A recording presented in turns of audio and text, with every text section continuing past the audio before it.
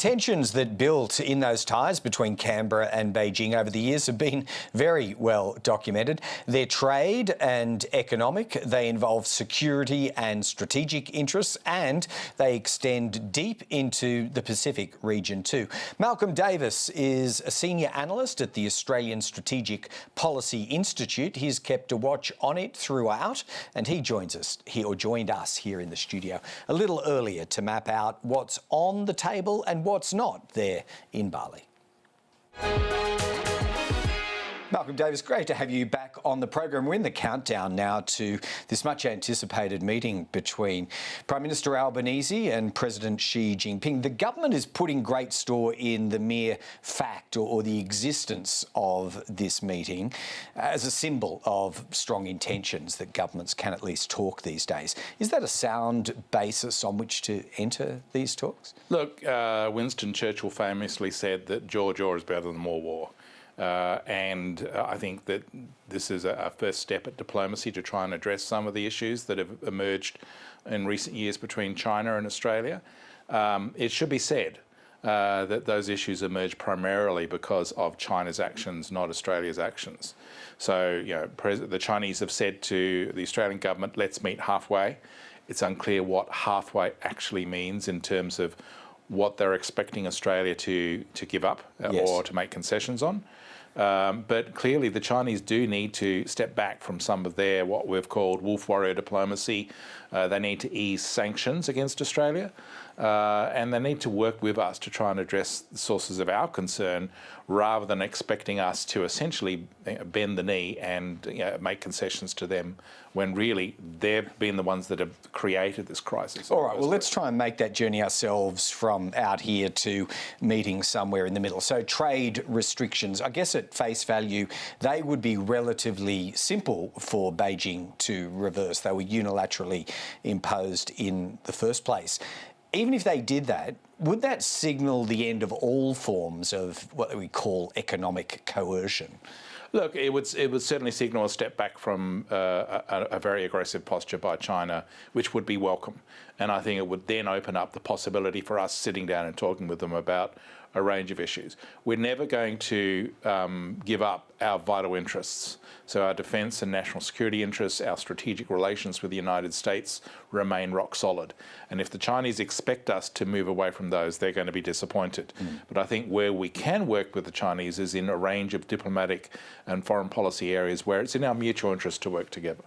Such as? Such as dealing with climate change, such as dealing with the challenge of international terrorism, such as working together on better approaches to trade relations and international economic affairs. So I think there's a range of soft security issues that we can work on with China that would enable us then to have a more steady and stable relationship. But the key defence and foreign policy areas of concern are not going to go away because I think China's ultimate foreign and security policy ambitions are inimical in many respects to Australia. All right, we'll talk about that, but you'd be leaving off the table tweaks to foreign interference laws, any change to foreign investment restrictions on sensitive sectors, or Huawei involvement in 5G. You think they are just not things that any Australian government would revisit? No, exactly. There's no way we should allow our critical information infrastructure to be controlled by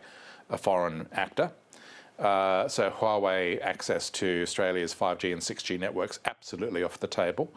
I think in terms of involvement in trying to influence Australia's political affairs or trying to buy influence into this country, I think that's something we need to push back on very hard. So there are key issues of concern that I think will remain, even if those trade sanctions are lifted. Competition in the Pacific, particularly Chinese investment there. Would you expect any slowdown to be requested by Australia? Look, we're concerned about the prospects for a forward Chinese military presence in the South Pacific, notably in the Solomon Islands. And I think we're also watching Papua New Guinea with some concern there in terms of Chinese activities.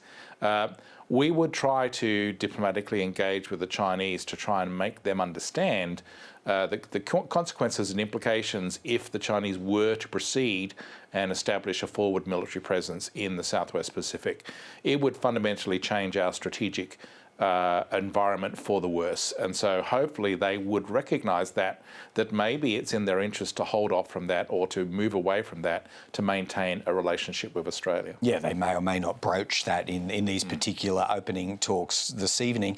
What about other friction points? South China Sea, the Spratly Islands. We have ABC reports by Defence correspondent Andrew Green today talking about more naval shadowing or stalking involving HMAS Stalwart and HMAS Hobart. Is this now just part of the game, or is this something that could or should be resolved?